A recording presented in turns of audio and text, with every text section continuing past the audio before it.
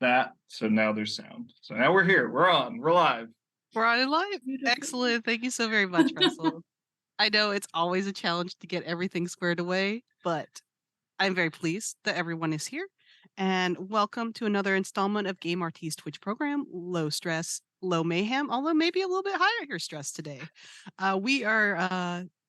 This is a program where we gather some librarians, play together, talk about how to bring games and gaming into our spaces.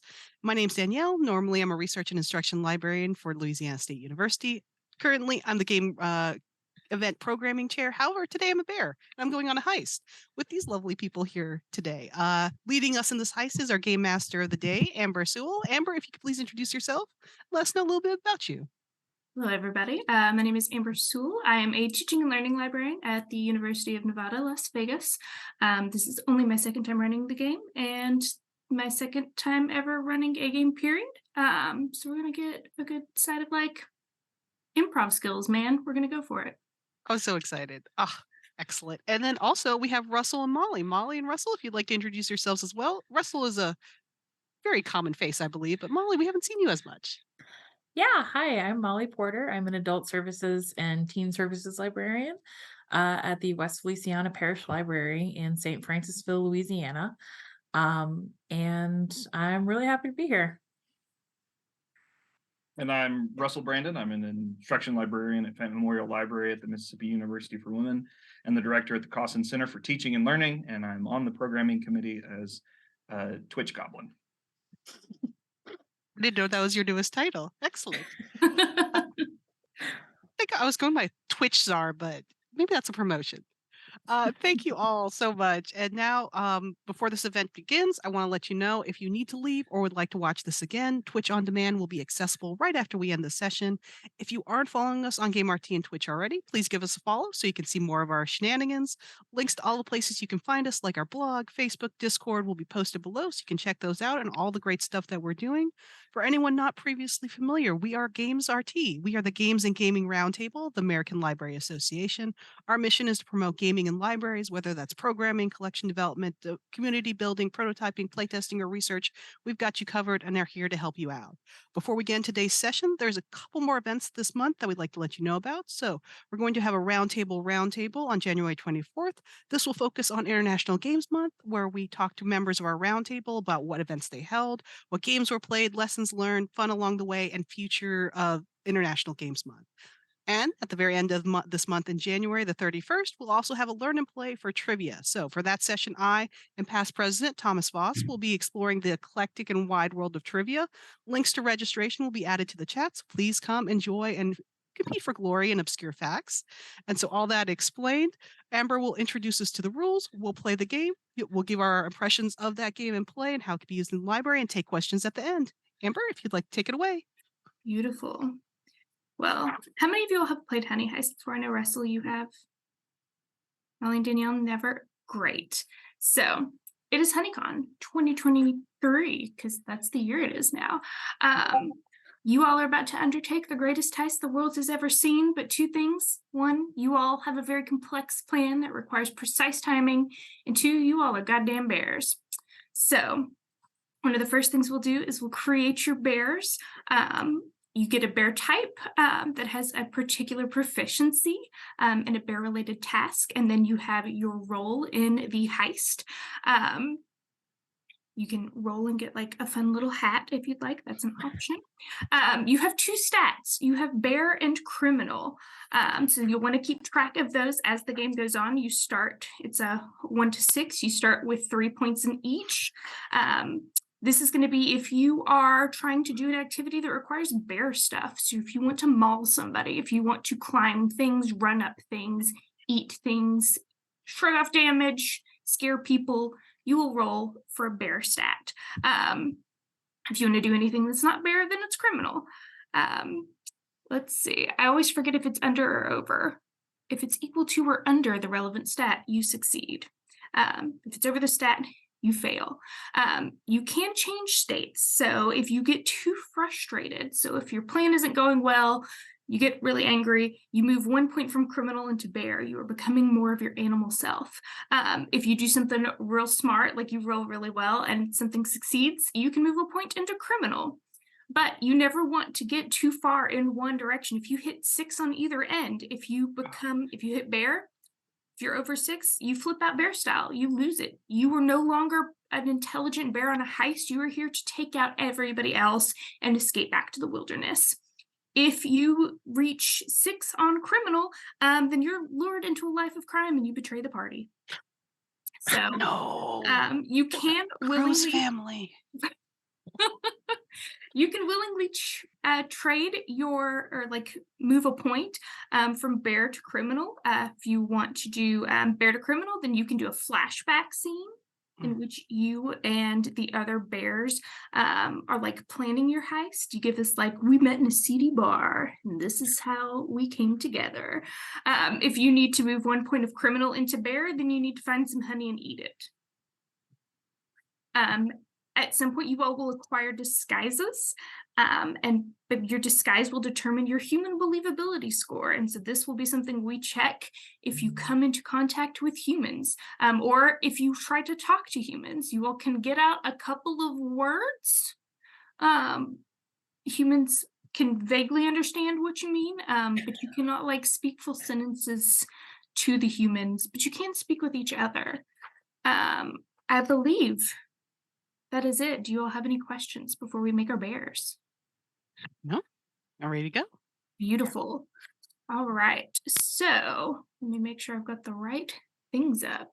If you've got 2d6, who would like to roll bear first? Danielle. All right. Roll me a d6. We'll find out what your role is or what your descriptor is in the heist. It is 6. 6. So you are the incompetent member of I'm the so group. excited. And then if you roll again, we'll find out what kind of bear you are. Please be muscle. Please be muscle. Please be muscle. No, that's 6 again. I'm the face. Oh 6. no. You are the honey badger. So you are small but mighty, and your special skill is carnage. So you were going to get advantage on rolls where you were trying to destroy some things, some humans. This is very exciting. All right, Russell or Molly? Okay. All right. 2. 2. So you are the washed up member of the crew. Oh, perfect. Okay. Got some experience, but man, maybe you're just a little over it. Okay. Uh, There might be a reason why you're over it. 6. all right. Do you want to be another honey badger? Or do you want to roll again and try a different bear? Oh, I'm gonna roll again. Okay. That was also a 6. I don't know if that's 5. good or bad for us. 5. You are a sun bear. So your special ability is you can sense honey. So if you are in close proximity to honey, you get advantage on rolls where you are trying to find the honey. Awesome. And then if y'all want to be coming up with names for your fun bears. Honey badger don't care. Russell, what do you got? All right. So I got a 2. So I'm Okay, gonna so roll again. Oh yeah, that was the washed up one. 4. 4. You are unhinged. We got it. We've got such great descriptors for this heist. All right. 3. 3. You are a panda, so you can eat anything that looks like bamboo. A skill which I've seen used to interesting effect in previous Honey Heist games. Okay. All right. So it's HoneyCon 2023. You all have heard. I think we need to set roles as well. Oh yes, totally missed that block. Okay, Russell, you called it out. Do you want to roll first? All right. I got 6. So you are the face of this heist. But you know, pandas have a cute face. They only So know, you can- they don't know you're unhinged on the outside. I was gonna say maybe you can hide that unhinged look in your eyes. Molly, you want to roll next? Okay. 3. 3. You're the driver. Nice. All right. And Danielle. Let's go 5. 5. You're the thief. Good team. The Good incompetent team. carnage thief. Okay. I'm very excited. Okay, yeah, I can see that. I can see that. Okay. I'm really excited to see how all this plays out. Okay. Honeycon 2023. We have all, had a rough couple of years. And what was one of the highlights of these difficult times? Our flag means death. The organizers of Honeycon 2023 have recognized that it is something that brought us all great joy, and Honeycon is set on a pirate ship. They have found an actual pirate who has brought his ship in. He has found this mystical honey. He will not tell anybody what island he got it from. He will not tell anybody what its properties are.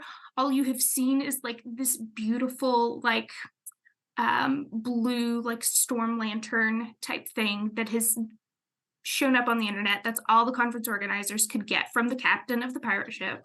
And so you've seen a picture of what the honey is in. You don't know where in the ship it is. So you come down to the marina. You got a mix of different boats. You got little James Bond speedboats. You got a couple of houseboats. And set far at the end of the dock is the pirate ship. It's not the biggest ship, but it is kind of beautiful. They convinced the pirates to set up some string lights hanging from the masts. You can see that there are people milling around, getting a cocktail bar set up on the top deck, little tables for everybody to gather at. It doesn't look like too much has started yet. Tell us how you all met, what planning you've done for the heist so far. Do you all know each other? Did you just hear about it through the grapevine and have showed up and you're like, oh shit, there are other bears here? Maybe that maybe that's the moment. So Pally the panda, named a former performer. His original name was Palindrome, but he got really tired of having to pronounce those M's and D's when he announced himself. Is kind of looking at the ship and in kind of a really feeble attempt to put his hand, his paws, his front paws on his hips. So he's kind of reared up for just a second and then realizes that looks really bad. And then kind of, you see a little twitch on the side of his eyes. And I think that's the moment he notices two other bears and thinks, all right, we can use this. We can use this, Pally. And then kind of puts on a nice bear smile and saunters over to I guess the bigger bear looking bear. Maybe he doesn't quite understand honey badgers as bears yet. It's a weird sort of fraught space. And walks over to the sun bear and says, hey bud, what's up? Hi, name's Pally. You here for that honey? Okay. So Ursula is a sun bear, and she has, she's seen a lot. She's stolen a lot of honey in her day, and she's here. She figures she's just gonna get in, get the honey, get out. And then there's this giant panda walking over to her, and she's like, I don't know if I'm gonna be able to blend in that well. If there's also, I'm sorry, what was your name? Pally? It's Pally. Short for palindrome, but it's really hard to say for my fellow bears. So. Okay. So she thinks this can work, but she's not sure. She's suspicious. And I want to interject that if I can know you, Molly, as a previous, we've been on heist together. Oh, for sure. Yeah. Okay. And then Sweets, the honey badger. Nice. Is like Sweets or sweets? Sweets, little sweeties. Yeah. It's like, look, Ursula, I know last time didn't go so well, but if we get another guy on this gig, I know it things happened. but things always happen because life is just chaotic like that for everybody, isn't it? Yeah. But this Sounds a time, lot like y'all know the parlance of heists, and I would be honored to be included in your plans. look, a game Allie's is always down for competent. some plans. Okay, fine. But I don't want any shenanigans. And No shenanigans, no no shenanigans, mayhem, even no split. mistakes. Cross my heart, never eat honey again. All four I'm of gonna hold you to Allie's that. paws cross toes. Shenanigans, what are those? All right. So you all have met. You've agreed to go on this heist together.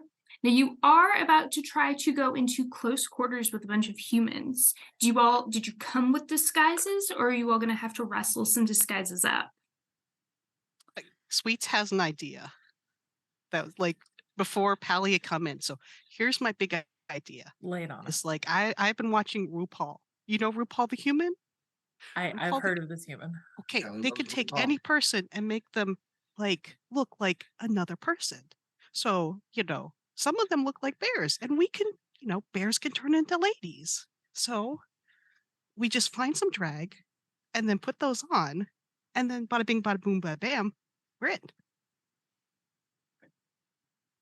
Pally's got quite the prodigious behind. I don't know if there are very many human clothes that will fit. No, the humans like that. The humans like back. Yeah, they do. So maybe some sort of cape or They like capes. Yeah, capes are good. Capes are Capes are big, good. big Capes are good. wigs, and then whatever that is on the front. Uh-huh.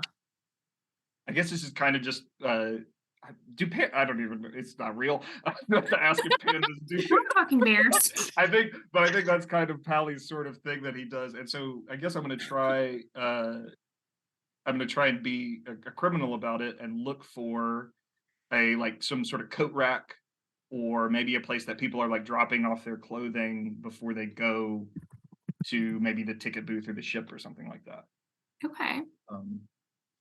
So you would see as you get closer, they've got a kind of check-in set up at the front of the marina, where people hand in their tickets. And there's not a whole lot of room on a ship, so they do have a little storage shed where they're putting people's coats, any bags that they want to leave. You would be getting kind of close to the humans if you wanted to kind of sneak up. There's not a lot of room on the docks, so you could try to. I mean, it is dusk, the sun is setting, so there are some shadows growing.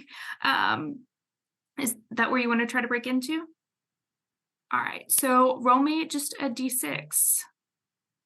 I think that would be a criminal act. I got a Correct. 6. 6.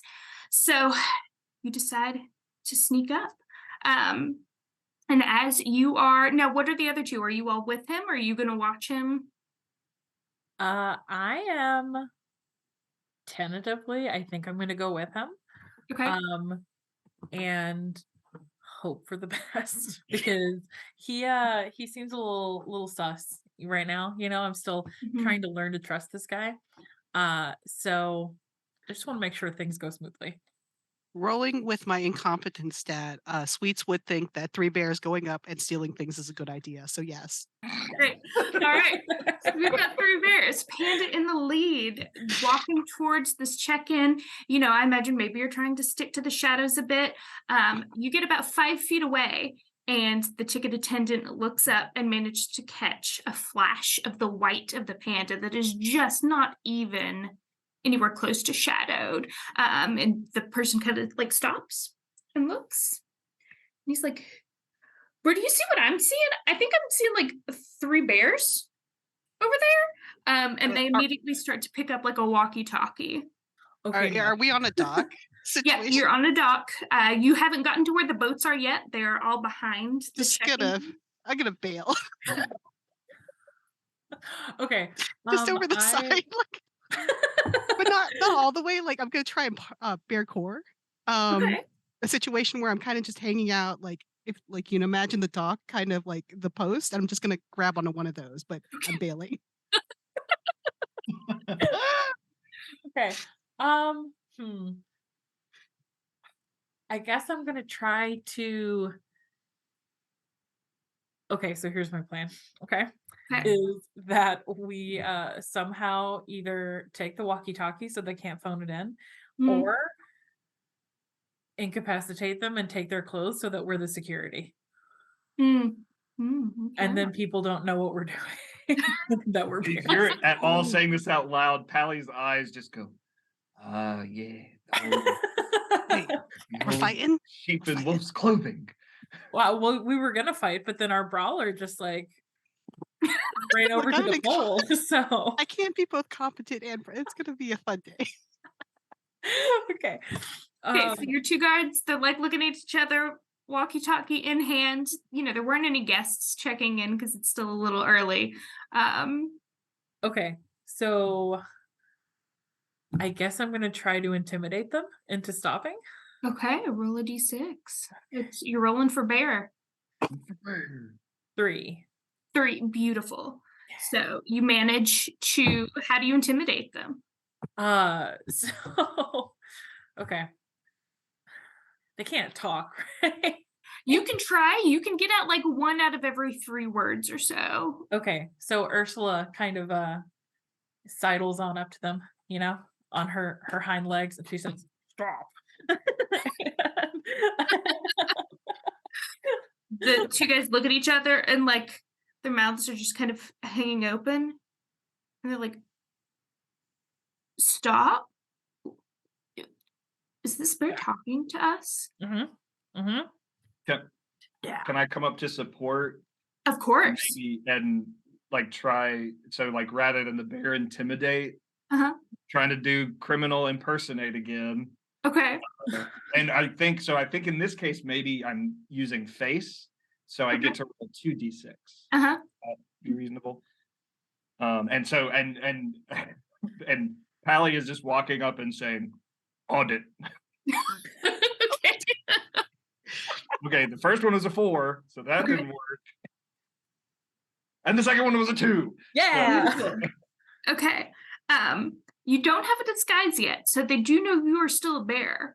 They're like, stop, audit, and they're just really confused, and they're just starting to like back away from the security booth and are like looking around for like anybody to come help clarify the situation.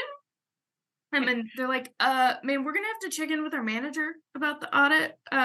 Let us give him a call. Please, where are you? Well, that entire time, since like they've indicated and made a plan to stay, I'm part bear coring underneath, Okay. like to the other side of them. And going to like as soon as they're about to call somebody, now I will like, take them out. Beautiful. Roll for bear with advantage. Fair with it. I got a 3 to 1, so is under good? Oh, under's great. Okay. All right. What damage do you do? I am incredibly gentle, as much as a honey badger can be. So it's kind of like they don't look so great, but I didn't get any vital organs. Okay. Gentle. Like I made sure to keep the hats. Like they had some great looking hats, so I want those. Okay. So are the costume, like the outfits, destroyed? Yes, actually, they probably would be. Yes, honey badger. Once again, incompetence. Yeah. They are completely destroyed. Not the hats or the radio. So we have those. Okay. So you have 2 kind of just whimpering masses of security guards left. You see some guests in like fancy ball attire who are starting to approach you. What do you all do? Okay, who's the biggest one? Wait, no, that not might be- biggest. Yeah, Panda would be a little too big. I'm a little too small. Maybe, yeah, you would be the perfect medium. So we're gonna try and disguise you. Some bear is just Okay. right. Okay. Yeah. Okay, so I'm the Molly- Goldilocks bear, so get with it. Okay. Molly, can you roll 4d6 for your human believability score? Oh my goodness. Okay. So this means anytime, like if these humans come up and you were there, I just have to roll higher than you. If I roll higher than you, then the humans know you're a bear. If I roll under your score, then they have no clue that you're a bear. Okay. Pressure's on. 3. Okay. 1. This is gonna be rough, y'all. 6 Okay. Yeah, there you go. and 3. 13. Okay. Oh, okay. Not average. All right. So you've got the no, we've got the 2 humans that are coming. It's just, typical guy in a suit, lady in a ball gown, walking toward the booth. So, are the coats in the booth? No, the booth is where they'll check in, and then there's just like a little storage shed just to the side. Okay. Get the coats, Ursula. Get the coats. Yeah. So I'm gonna get a coat from the storage shed, and I'm gonna grab one of the hats from the security guys, Mhm. so that I look at least like a clothed person, and like I'm Good supposed to start. be there. Okay. And they're gonna walk up to check in, right? Yep. So I'm just gonna kind of nudge the clipboard with the little sign in right over there. Okay, great. Yep. Roll to see. Okay, I rolled a 14. So they walk up and they're like, they look at the clipboard, they look at you. They're like, are you a bear? Can I back up again? Can I do another Sure. pace back up and just kind of I just say costume. Costume. Okay. Roll for criminal. Okay, so I got a 3 on the first roll, but I'll roll again. Beautiful. So 3 works. costume. Okay. Okay, so they like Maybe as in like he's like kind of pulling together like parts of different like cloth and Yeah. stuff, and just kind of like pretending to like drape himself. Like, okay, so they're really confused, but they're also like not sure what they're here for. So they like hand you the ticket that they had and like look at the clipboard, and there's no place for them to write their names or anything. So they're like, okay. And then the lady like looks behind you and she looks and she's like, are those 2 guys okay? Pirate.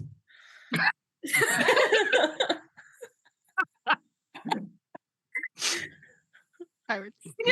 Criminal. They believe that they're pirates. What? Okay. They're like, oh, okay. You guys are like really into this already. I thought we'd have to get to the ship. we're Okay. pirates. We're pirates. So the lady like takes off her coat and hands it to you, Ollie, Ursula, and then I guess they're like, so we just go down to the end of the dock. Okay. And so they like look back at you all a couple of times, and the 2 men are still like groaning on the ground, and they're like shredded security. But they're fine. But they're like, okay, like I thought it was like they don't really believe that this is like actual pirates. They think this is like a dinner theater type thing. So they're like, we're just gonna roll with it, and they head off to the ship. Got tickets to the wrong show. Ursula, sweet, that was art. I'm just gonna start You rolling these absolutely tickets. beautiful. Let me help you with that, sweet. We're like kind of slowly, just like maybe upside down in one of the cabinets, like I'm holding his legs, and then That's fine. Far kinder. I was just gonna toss him into the ocean, but okay. let's go. I never understand where's up with a human. Okay. I will toss the radios into the ocean though. Oh, okay. Yeah. All right. So Ursula's already got a costume. Russell and Sweets. Mhm. Notes. Y'all gonna try to scrounge up some disguises? Honey badgers are little. Mhm. I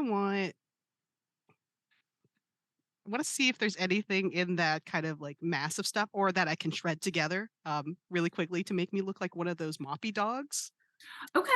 And then like a leash kind of situation. So I look not like a human, but like a dog that somebody brought on ship.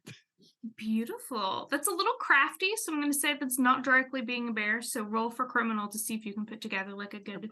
Can I use my carnage since I'm just going to start shredding people's property? Sure. Carnage on the costumes. I got 6 to 1. I'm glad I used carnage. Beautiful. This is the best mop dog costume. You even found like something that looks like a really convincing leash. Maybe one of the houseboat owners left it there so they can walk their dog.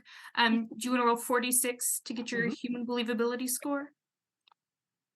2 3s, 6. And then 5 and 4, that's 9. So 15. 15. Beautiful. And you can change these throughout the game if like you find costumes you like better and you want to replace an element and re-roll. All right, Hallie, what are you doing for a disguise? I would like to have a brief flashback to move one of my points. Okay. And so I'm wanting to move from bear into criminal. So and we see Pally beforehand, sort of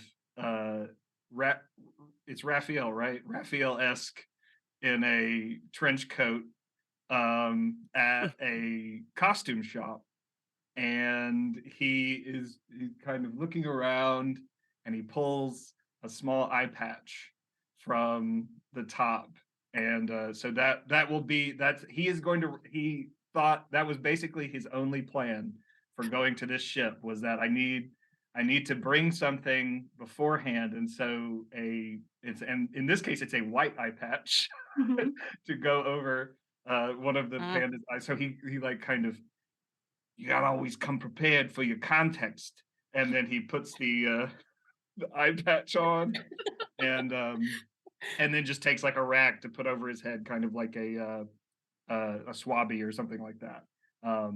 Or that's what the guys who swab the deck are called, right? Let's go with it. That's what I learned.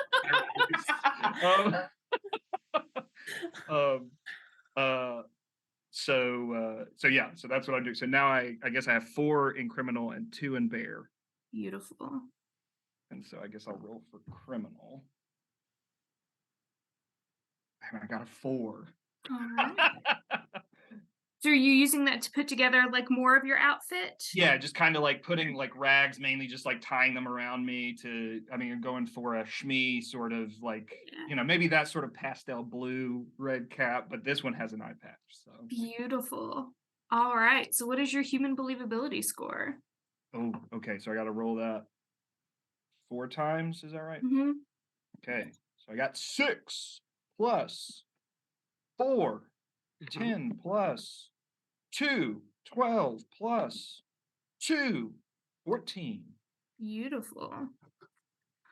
All right. So you all are completely decked out. Got our 3 disguised bears. No security guards. Traffic's picking up. You look up and you start to see that there are more people headed toward the check-in booth. What do you do? Okay. So I think at this point we need to start making our way into the get out of here, because this is where bad things happen apparently. So Ursula is gonna start making her way into the conference. Yeah. Are there any tickets around that people have already dropped off? Well, those people did leave at least one. Yeah. Okay, so I'm gonna grab those as well and just hand one to be like, just in case somebody asks, we can say there was nobody there. Right. And would we need a ticket for the dog? Let's get one just in case. This is okay. Oh, great point. Humans do that. They love their dogs, so they have to, right. right? Because you have to buy a ticket for your dog on a plane or something. That sounds right. Okay, so you all leave the booth and you make your way down. Like I said, you pass probably 7 or 8 different boats that are docked at the marina. Just a good mix of like, it's a casual fishing boat. We got like sporty little boat, a houseboat or 2. And at the end of the dock, just kind of like it was framed, is this pirate ship. You see cannons sticking out of the porthole. Probably not portholes, but you see cannons sticking out of the side. There's a ramp that leads up to the ship, and at the top stands this man, beautiful mustaches and beard. He's got, his black pants, this beautiful red velvet coat, and he's looking kind of bored. And so you all walk up to him. I'll do like a group human believability score. It's like, all right. He's like, well, hello, everybody. Glad you joined us for this honeycomb thing. I see you brought your dog. That's a choice. Bard. Just make sure, just make sure that you keep an eye on him. He does look a bit like a mop. We wouldn't want anybody to think he's there to clean up some messes. Welcome aboard. And he gestures you in. There's like a little table with pamphlets with a schedule of events that you could pick up. You see there are like the standing tables, and there's a bar at the end with a pirate who looks vaguely interested in his job. Up on the top deck, there's also, of course, the captain's quarters towards the stern of the ship. A couple of people are already here milling around in their like fancy dress, drinking some champagne. They're just kind of wandering around, looking out. A couple of them are talking about like how excited they are to get to like sample this really awesome honey. And there are displays of different nautical themed honey set up around the deck. So there's tasting, and then you can also, of course, purchase the honey. And so each honey station, the pirates are kind of rotating around. They're supposed to be able to tell you about the honeys. And then there is, of course, you can go below decks as well. You see a couple of people take their champagne flutes below deck. Okay, look, y'all, there's a lot going on here. There's a lot of honey, but we need to keep our eyes on the prize. My eyes are on every like I'm literally not paying attention. Both of Pally's eyes are like twitching. We gotta this. We can't get distracted. We need you both are here because we heard about that big honey, right? The big honey. If there's anything I know, it's two things. I know maybe. One of them. That big room over there, that's where they keep all the lock boxes and all the treasures and all the important stuff, because that's where the captain lives and does his thing. And then 2, bartenders know everybody. So I think maybe if we can get a little dish from him, he can give us an idea of where the good stuff is. I like that plan. Yeah. All right, let's go. And so I'm gonna trundle up. I just imagining also like the 2 bears, and then that whole like the dog that doesn't want to go places and just dragging along like a literal mop.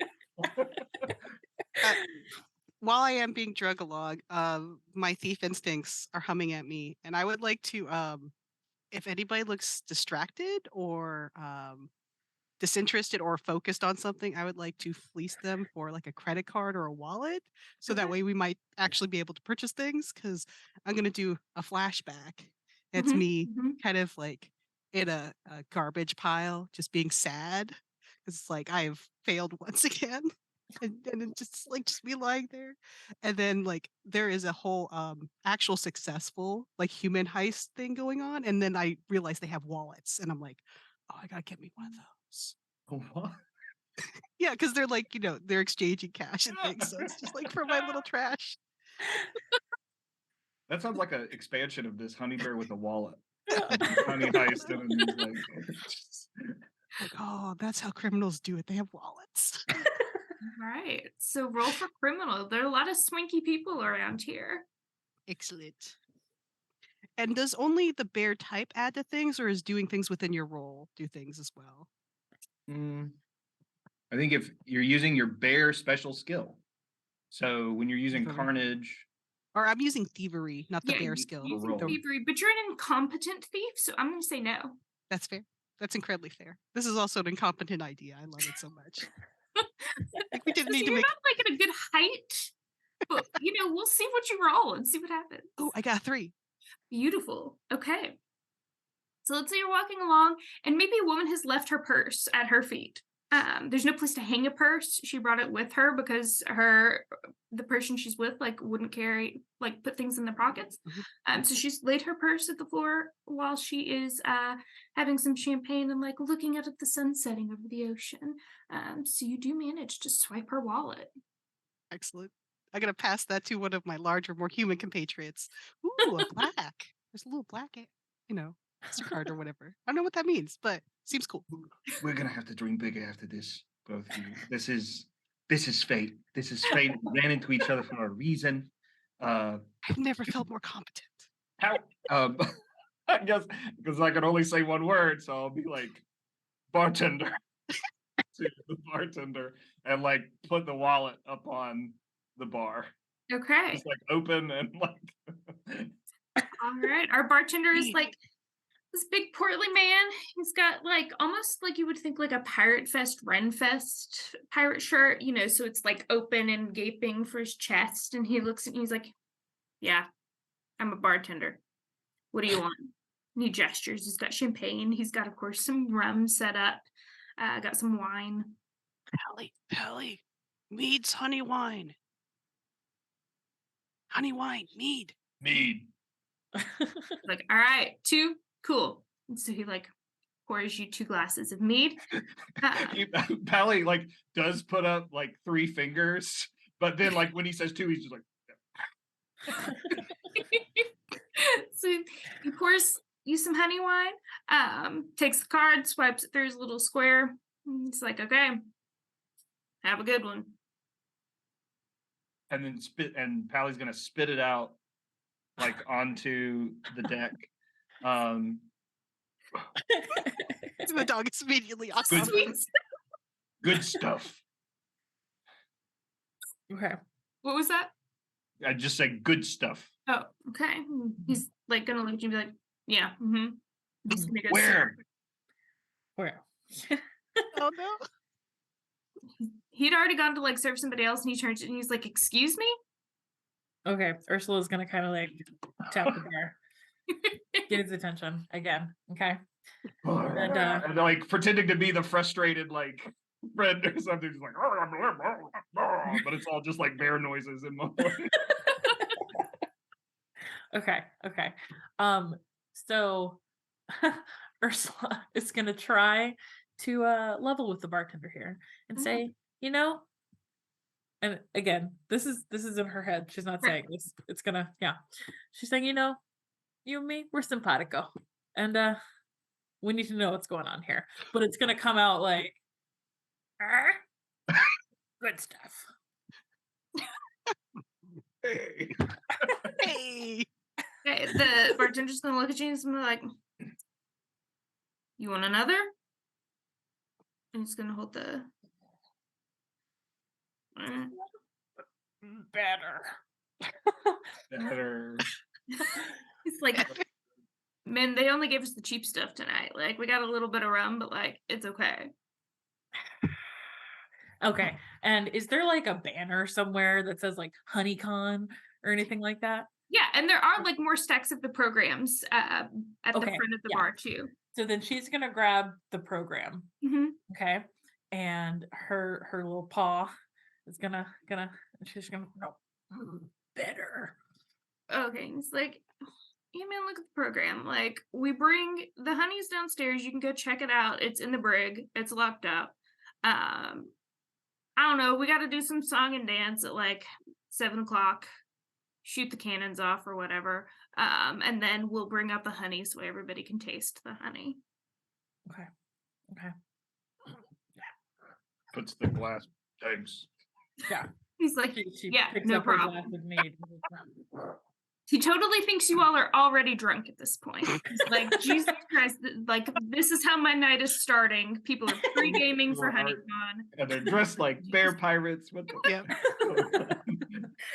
As we leave, bark. That's what dogs do. So downstairs is where we need to be. Yeah. So let's go. Okay. Yeah. So we're gonna go downstairs. Or we're gonna try to go downstairs. Okay, it's a little narrow and steep, so it could be a tight squeeze for Ursula and Pally maybe. But you make it down, and the first level is set up for dinner. So it's got long tables that are set up. You can see like supplies have been pushed to the back. It looks like the crews had to like take down all their hammocks and stuff and like hide them. But it's just like one really long table. Looks like it can seat about 75 people. Got plates and silverware and empty glasses already set up. A couple more pirates are milling around. You can tell that they're like grudgingly here to answer questions, but are really just chatting with each other. This is the level where the cannons are, so they are all lined up along each side. And so, of course, some of the humans are over there checking those out. And then all the way towards the front, you can see another level of the staircase that will take you down one more floor. How heavy are the cannons? Real heavy. I'm not doing anything with them right now. I'm just curious about it. Right now. About 8,000-ish pounds Okay. on a ship. Takes a Yeah, Sunday. about 8,000 pounds. And a cannonball weighs about 60 pounds. Okay. Sun bear is only 150 pounds. Are the cannonballs already loaded into the cannon? No. Uh-huh. They're serving alcohol on the ship. They can't, I mean, that's going to be a pirate only thing. They know cannons are going to be a huge draw. So they're like, of course, the people are going to want to check them out. They're going to load them up right before. Like, if the big ceremony, you can probably assume that they're going to shut off the lower 2 floors so everybody comes up on deck. Okay. Good to know. Okay. So we're on the 2nd floor then with cannons, and the honey is lower than us. Mm-hmm. Yeah. Are there any other people over by like the entrance to the downstairs part? Yeah, I'd say you've got about like 60-ish people on the boat total at this point. So like people are like milling around. You can tell like there's activity towards the back where the kitchen is. So like you can tell food will probably be served soon.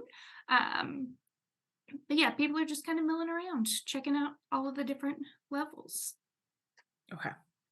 So we can mosey along with them down to Oh, yeah. the rooms. Okay. Okay. Yeah. I think we'll do that, right? Okay. Mm-hmm. So you mosey on down to the lowest deck. Obviously, this is going to be a lot of storage. It's just a lot of crates that are packed up. But there is a clear path and there is a spotlight. And it is an old school like brig, iron bars, top to bottom. And sitting in the middle on kind of like a platform is a treasure chest. And in that treasure chest, on like this beautiful bed of black velvet, is the storm lantern that is filled with the honey. You see a plaque that will tell you this is squid ink honey. So it is exquisitely rare honey. A little bit of a fishy taste to it. It's an acquired taste. But it is going to be available for sale later. There's a limited quantity. But this is going to be, they will bring this treasure chest up to the deck after dinner, and everybody will get a spoonful to kind of entice them to spend, like, we're talking probably $10,000 for a mason jar sized. So they're really wanting to peddle this squid ink honey, but everybody's going to get a taste after dinner. Squid ink honey. This takes me back to the days of catching them fish. I kind of this is gonna be choice. Your honey senses, your nose is just like twitching. It's like this great combination of fish and honey, and you're like, here for it. You've caught the scent of this honey. This is, forget treasure. This is the liquid gold right here. Okay. Pally is vibrating, and mainly not because they're in the place where the penultimate moment of the heist, but because he sees the bars. Pally has this problem. No. Big problem, and the reason why he can't. It's something. Maybe it was an injury previously, some sort of head trauma, or maybe it's just the way that he's wired. What He color sees are the those bars? cylinders. They're like a blackish. They got a little rust on it. Like the pirates, they're only half into this event. You can tell they're not trying to cater to people. They're not at like Disney level customer service where like here playing a bit. They're all very grudging. So they didn't clean the ship up super well. So they're a little rusty. Mm. So like, what kind of rusty? How dark of a brown are we talking? It's pretty dark. Okay. If we were to paint them green, could they pass as bamboo? I mean, Pally, so I'm gonna, Pally goes, well, there's lots of different ways to treat bamboo. You can dry it, you can lacquer it, you can hollow it out. And I'm gonna be honest, you can even paint it a little black, make it look like some iron bars so that people can break through it more easily. That's gotta be what this is, right? This is just a fake that wouldn't actually install iron bars. And like with that, like this twitch happens in his head, and he's gonna try to like just bite through one of the bars to like to basically like give them enough space for Sweets to get through. Okay, roll for bear. All right. Oh man, my bear is so low now. But I am trying to eat anything that looks like bamboo. Yeah, 100%. Roll for bear with advantage. Oh gosh, that's a 4. Okay. Oh, that's a 5. Okay, so you try to take a bite and you like hear a crunch as one of your teeth is met with resistance. And there are several people in this room, including some of the pirates, and they take what you thought were fake swords and start to pull them, and they're like, hey, what do you think you're doing? And they're like coming towards you, and all the people in the like fancy dress are like standing apart from you, and they're like, hey, that guy's not dressed fancy, so he's not one of us. And now he's being yelled at. So like you have a full-on spectacle. Oh man. Oh goodness.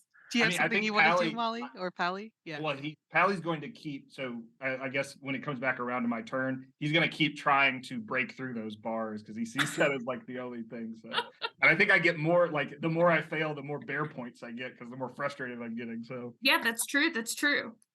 Okay. Seeing the actual swords come out, I'm gonna do some carnage. Oh, okay. This is the only thing that makes sense. Like, as still kind of trying to pretend to be a dog. It's real loose right now. Rabid dog. Yes, it's gonna turn into a rabid dog, and I'm gonna start biting ankles. But more of a less trying to get them down, but like get as many ankles and then get their attention on me, and then as soon as I can, start hoofing it up to the kitchen to cause more distraction that way. So acquire as many pirates as I can, and then kite them up. aggro, full aggro, All right, roll bear with advantage. kite them all over this boat. Because yours is also a 2 now, right? Yeah. There's a 1 and a 3. Yes. Beautiful. All right. So while the pirates, because they're not looking at you, you're a dog, they're fully focused on Pally. And you totally just, I mean, they're wearing tall leather boots, but you definitely are able to get their attention. Maybe you catch a couple of guests. I'm assuming it's like carnage is what you're here for, indiscriminately causing mayhem. And so now you definitely have their attention. Swords are fully out now. Pirates don't have the same love for the dogs that the rest of the humans do. So now they're like trying to pay attention to Pally, but I mean, you went for their ankles. They're focused on you. Okay. So I am going to try to pull Pally away from the bars and say, no, we got to think about this. Okay, that was a good idea, but it's too much. I can do it, boss. I can do it this time. I can bite through the bamboo. And like Pally has a little breakdown, just kind of flashing back to like that. Okay. What do we do? If you do this too much, you're gonna get rust on that beautiful eye patch, and we can't have that. So we need to take a minute. We need to regroup. Okay, is there a lock somewhere on the like? How would they have gotten into this brig in the first place? It is a big ornate brass lock. Okay, just straight up on the front. Like it's very, very staged. It is a real lock, and it is very heavy. Okay. And at this point, you've got everybody screaming because the guests are all trying to get like up. Pirates are still chasing Sweets. You can anticipate that you're going to have a couple more pirates joining you very soon. I got it. Okay. Could we try to blend in with the other people that are like running around screaming? Yeah, I'll do another human believability check. Oh, no. Is it Ursula and Pally? I think Pally's going to try for one more bite. Okay. And then maybe just he can't stop. Just to And I'm gonna assume you've already are so frustrated. We've already moved back to 3 and 3. Yep. Okay. 4.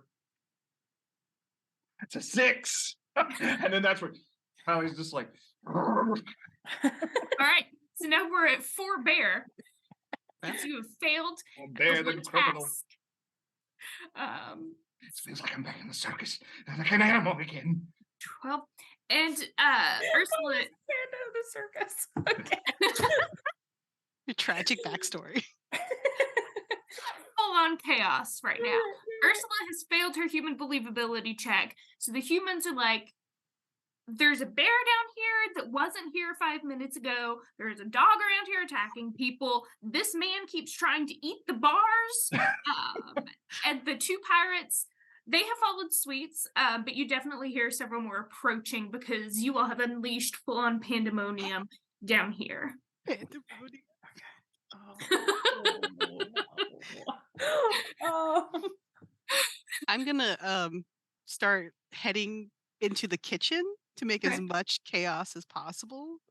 I want this to be full riot mode where there is a mad dog loose and full chaos. Yeah. Is there anywhere that we can hide?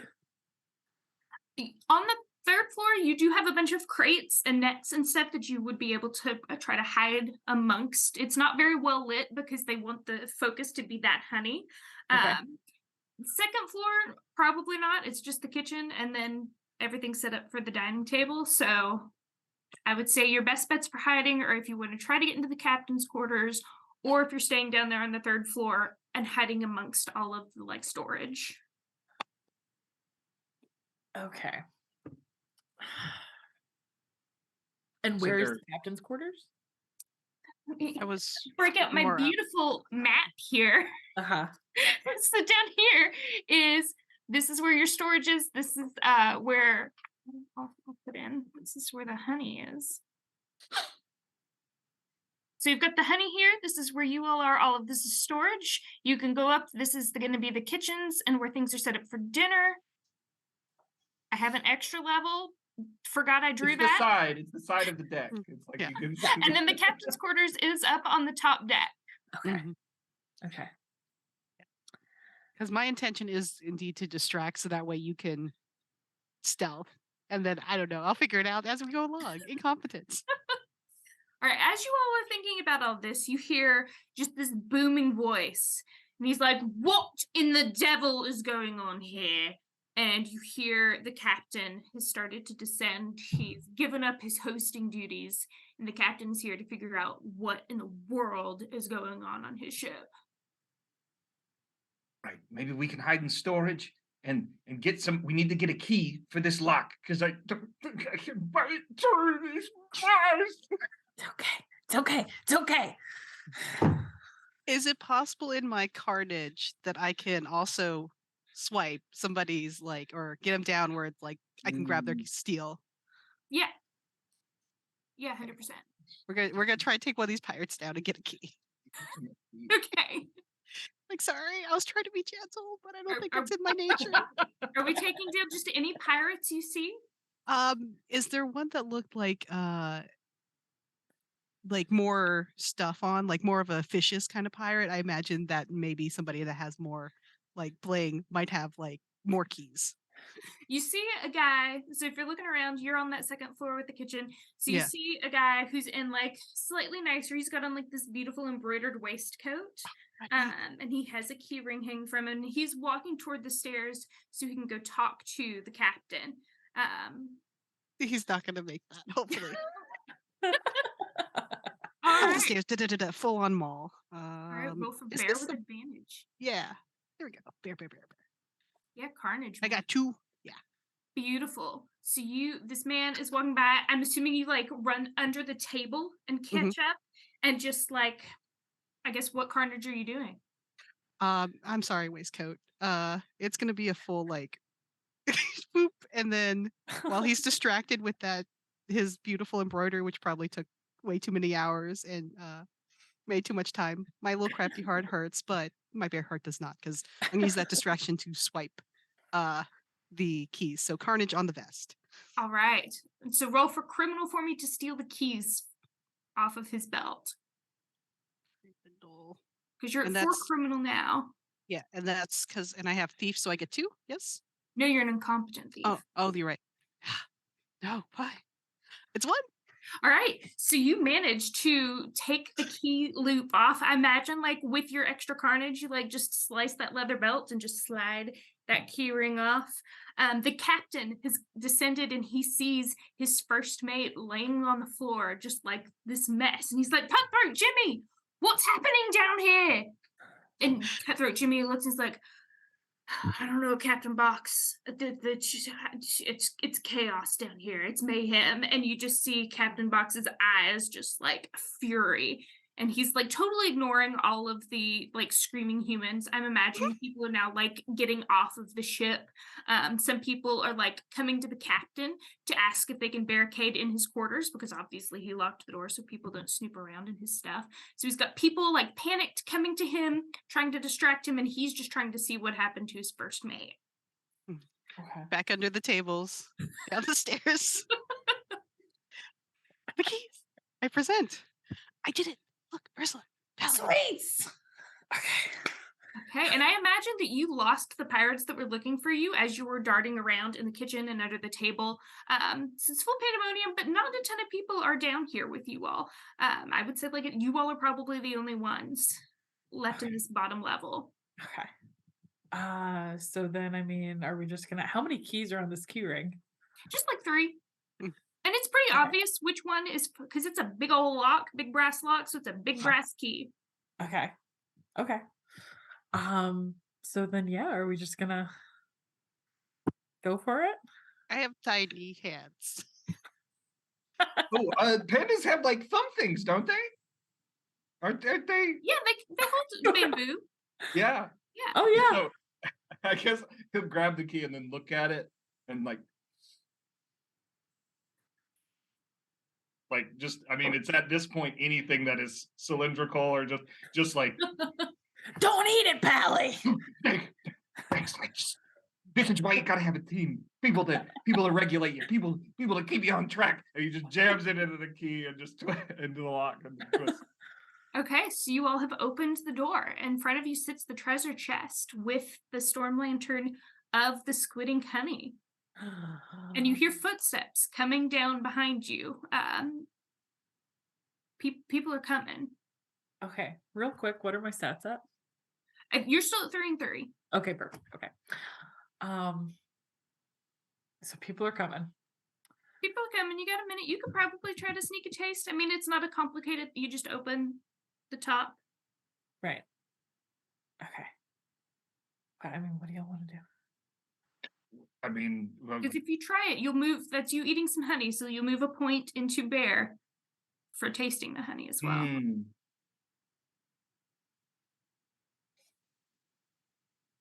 Okay.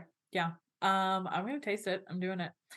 And so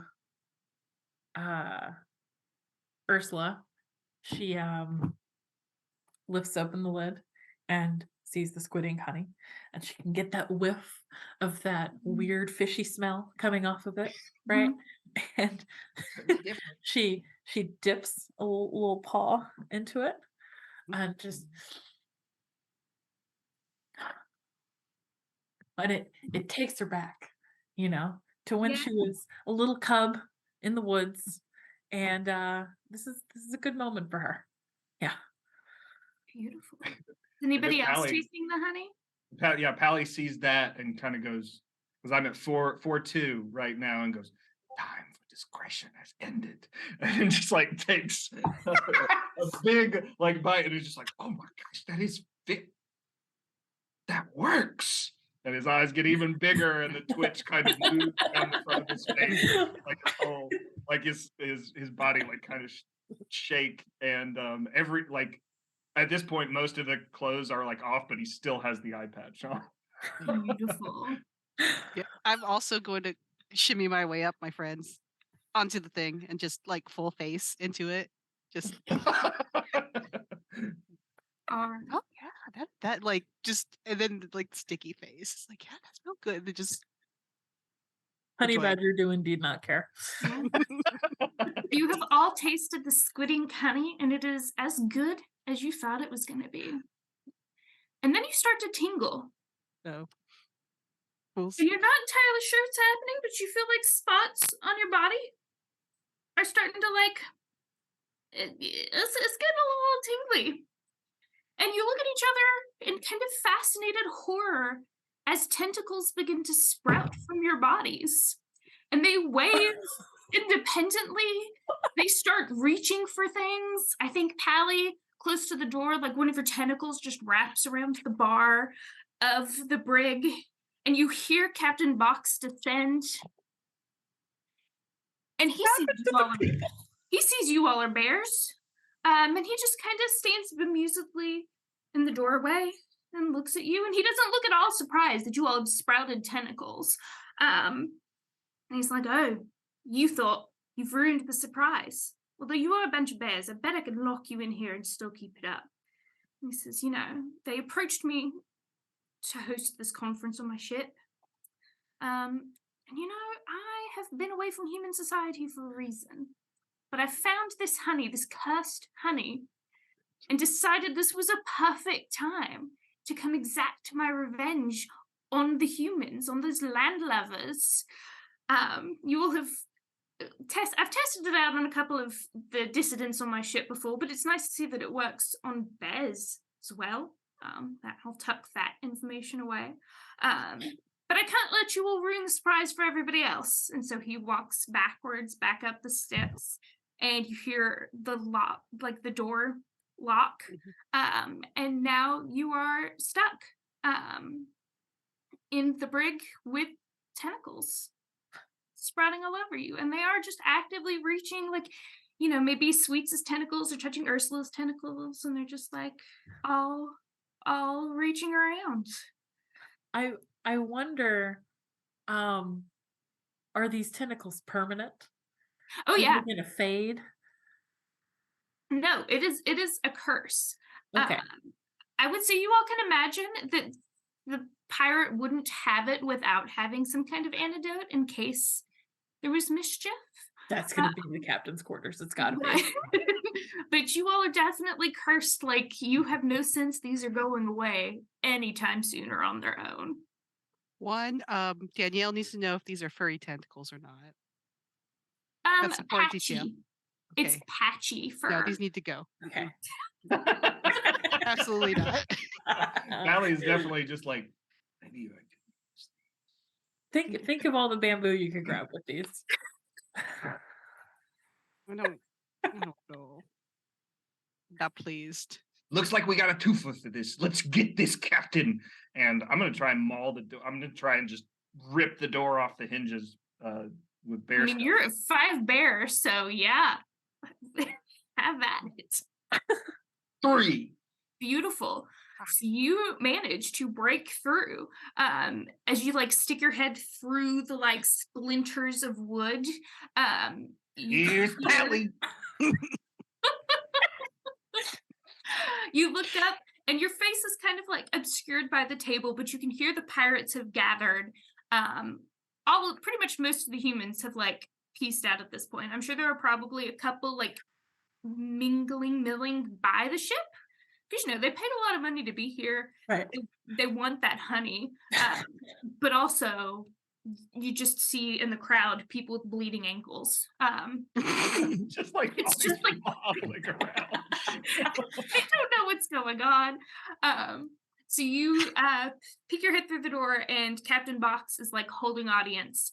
Somebody's got his first mate, Cutthroat Jimmy, like propped up against the wall and just like holding like a tablecloth to his chest to try to like keep pressure on the wounds that Sweets dealt him. And Captain Box is like pissed. He's like, we need to get the humans. I've taken care of the problem. They're locked in the brig. They're not going to be a problem. We need to get all of the fancy humans back on the boat. I don't know I don't care what you have to tell them. Get them back on here.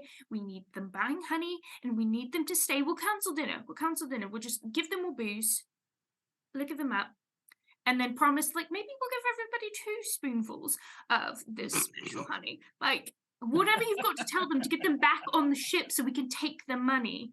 And then, give them a special taste of the sea. And he, like, winks, which I'm not capable of. And so their plan is to, like, hide the carnage, bring the humans back on the ship because they need the money. Okay. There's no hiding this carnage. I'm going to assist in that door breaking down with, indeed, all of the great power my tiny body has. Okay. So I'm 3 bear with the 3 honey. bear right now. Okay, a little more bear. 1 and 2. Beautiful. So you clear away the rest of the wood splinters, so there's plenty of room for all 3 bears to make it back up to the rest of the ship. This is probably a horrifying sight. Very squiggoth, like, just sort of like imagining a bear with a bunch of tentacles, like roaring. Oh man. Okay. So there's no way they're not gonna see us I mean, trying you to. could try to be stealthy. The captain's given his orders. People are like moving back up because they're all going to try to get the humans back on the ship. Would you say, with all of us kind of cramming out together and all of our various appendages, and the fact that this is like kind of an Elrich horror situation, that we came from the bottom of like the boat and we're just popping out, that we could disguise ourselves instead, not as humans, but not as bears either. Like they just think we're some kind of monster creature coming out to, like, maybe it's part of the bit. Cthulhu's coming for him. Yeah, Cthulhu. Yeah, I would say you could probably try to create some initial like fear and horror, but they have seen this cursed honey used on their shipmates before. Okay, so there's no more humans at this level. Okay. Yeah, no, all the humans have evacuated. You just have pirates right now. Now, depending on how long you take, I'd say it's probably going to take 5-10 minutes to get the humans back up on the first level. Because they're not going to bring them down to the kitchens anymore. There's too much carnage. Tablecloths are stained with blood. They're just going to keep everybody on that top level. I won't do anything. I'll just keep that as I'll just keep that as flavor text of that's the image that's coming out. I love the implication that pirates aren't human. Yeah. A whole other species. Poor bit actors. Right. Okay. Hey boss, what do you want to do? Like, I kind of don't know. Let's get that. We need to get to the captain's quarters. We got to get up there. So, are we gonna try to? I mean, you still have the ring of keys, right, from Jimmy? Oh yeah. I guess I'm carrying the chest too. Like I'm bringing this with us. Like we're not gonna drink. We're not gonna drink that and then not go sell it. I mean, is there theoretically enough antidote that we could still eat a ton of honey and then take it just back and I forth? mean, I don't think Pally's thinking that. Pally's just like, honey is honey. He's pretty indifferent to the tentacles, I think. He's just like, at this point, because he's almost full feral bear. Yeah, that's true. Just like, Okay. Look, Pally, you need to calm down. You need to calm down. We got this. Okay. We just need to get back upstairs to the captain's quarters. So, can I have a flashback for a moment to steal a point to calm myself down? There's a flashback of before he goes into the store to get the eye patch. He like swipes a phone off of someone, like not to keep, mainly he's like actually sitting there waiting to like figure out a way to like get into the store without being noticed discreetly with his like trench coat up, and the person is using like a meditation app, and he like overhears it, and it's like just slowly, and he starts to breathe a little bit, and that kind of helps him sort of get into the sort of, I am more than just a bear, I am a panda. I just have to say, like, the vision of Sweets in my head is just this honey badger covered in bloody rags with just tentacles poking out of that. Yeah, that's like, a scary thing. This is a very scary Muppet. It's terrifying. but also like hilarious. He's Okay. actually contemplating more carnage, but boss. Okay. So I think we need to try to sneak past as many of these pirates, Okay. these non-human pirates as possible, and get up to that top floor. Yeah, get up to the deck. Okay, how are you sneaking? Oh. I knew the question was coming, but that didn't mean Wait, what if? And so Pally pulls out one of the honeys, and is just like, I mean, when it rains, you get some in your mouth if you don't have an umbrella, right? And kind of like uncorks the top and is just like, huh? The metaphor has left me, but I think I'm down for more carnage, so let's do it. I'm done. Yeah, for That's all I sure. have. I know Let's rain and circuses. let's tentacle all of those butt heads. Okay, yeah, Okay, they so are going to be real sea monsters now. Also, if it's if it's getting through you're ingesting it. We got a lot of ankle wounds. You just go around and. Okay, so I will. Here's my thought. I'm gonna slather with like. This is gonna be really Yeah. gross. First claws. And then I'm gonna Direct go at bloodstream. the every pirate, not human, that I can see, and Mhm. just kind of like trying to get in the wounds I already made. Just honey. So okay. like just Roll Yeah. for bear with advantage. full chaos. I think Ursula is also going to try to dip some of those tentacles in there so that if Oh. anyone gets near, she can kind of like, and Okay. hope that it works out. Okay. I Yeah. got a 6 and a 2. I don't know where I am with bear criminal. So I have that you're still 3 and 3. okay. So, So- 2 will do it. Okay, so that turns it to 4 and then 2. Keep track. And I definitely rolled a 6. So The terrifying mop dog pops out. hey. So you are on that second level that just has pirates that are trying to like figure things out. I'd say there are probably like 4 pirates hanging out. And Okay. you just, I mean, even though they know that there's tentacle honey, they're so confused by this like apparition, like hell creature in front of them that like they just like instinctively recoil in horror. They don't even reach for their weapons. They're just like terrified. This is a And bad you nightmare. just storm through them. And the direct to the bloodstream does work. So now you have just several pirates that are just like out and tentacles. And Cutthroat Jimmy, the first mate, is still sitting there. And he's just watching all of this happen with like this look of utter horror on his face. He's had too much blood loss. He's not going to be able to go anywhere, but he is just like, you can tell this man's going to have nightmares about this for the rest of his life. And you took him out before they could make a sound. So your second level is clear. Okay. All right. So so we got to get up to the deck.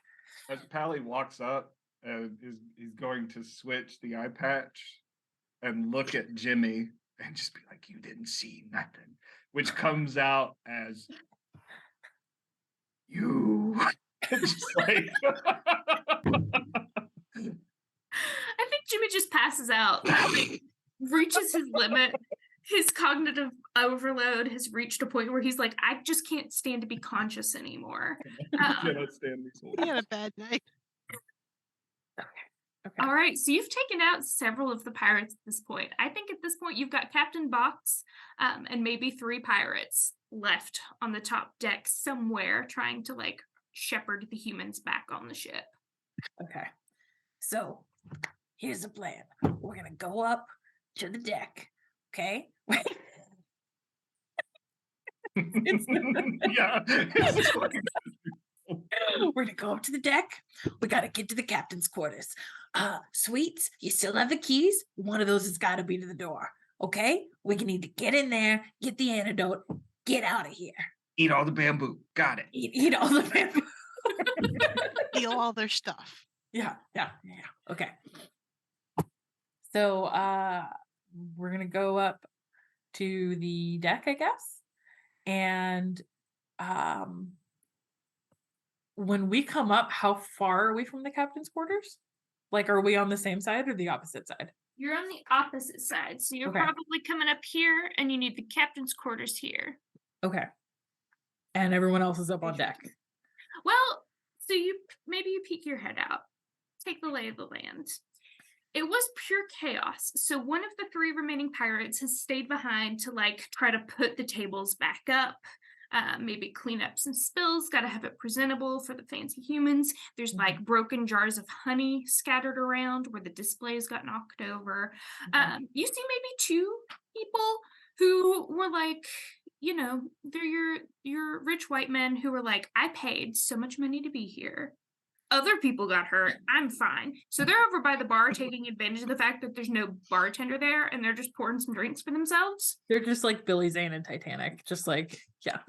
Yeah. And then you can kind of hear, like, you hear Captain Box's distinctive voice. Somebody is yelling at them about, like, you're going to have to pay for this. And he's trying to soothe them. And then you can assume the other 2 remaining pirates are on land trying to bring humans back. So you've got 1 pirate on board, 2 dudes who are raiding the bar while we're trying to restore order. Okay. So then, you know, Sweet still has the costume that looks like a mop dog. Oh yeah. Could we pretend that we are swabbing the deck with a mop? Yeah. Just like, oh yeah, no, that's what we're supposed to be here. Yeah, we're helping out. You definitely can. What is this? So they think you're human, but you all do still have tentacles just sprouting everywhere. Right. It's So a mop handle now. Okay. Yeah. Yes, for sure. So but the pirate who's fixing the tables knows about the curse. Oh. He's probably like looking at you and he's like, whatever, I got bigger problems right now. They're swabbing the deck. The 2 guys over by the bar, like take a sip and look at you and then look down at their drinks and then just shrug and go back to like drinking. Okay. So yeah, you all are pretty unremarkable right now for the people. Okay. So we're Take with it, I'll take Sweet's permission, I'm assuming, mopping our way along the deck. We're in line to the door. Seems like Is a she great picking idea up to lots of honey while she's doing this? Yeah.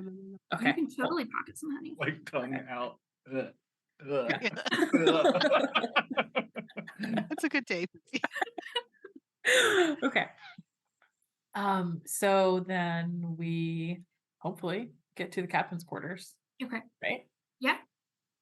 And we're outside. Mhm. And I did not mean to be taking control of the stream. Somebody's got to lead. That's what Pally's just like. You know, one of my best skills is being able to bring out the best in others, so I can collaborate. One of my best skills is not coming up with ideas, because my last idea was just sinking the whole boat with us in it. So my bamboo obsession makes me quite the liability, so I need someone to keep me in control. my like descriptor occasionally is staring at the thinner tentacles coming off of him. Just being, Oh. Oh no. Okay. Okay. So get to the captain's quarters. Sweets, you got the keys? in a tentacle. I'm holding him up.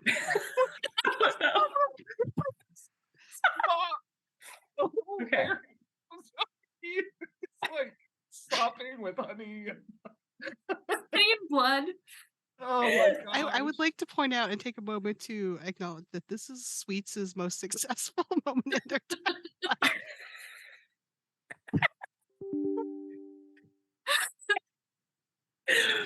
Okay. Okay, you tried a couple of the keys, and one of them works. We're So in. You were in the captain's quarters. It's kind of beautiful. It's got like these beautiful like gas lamps that give everything like a warm glow. Got a couple of different like couches, like a beautiful leather Chesterfield is set up.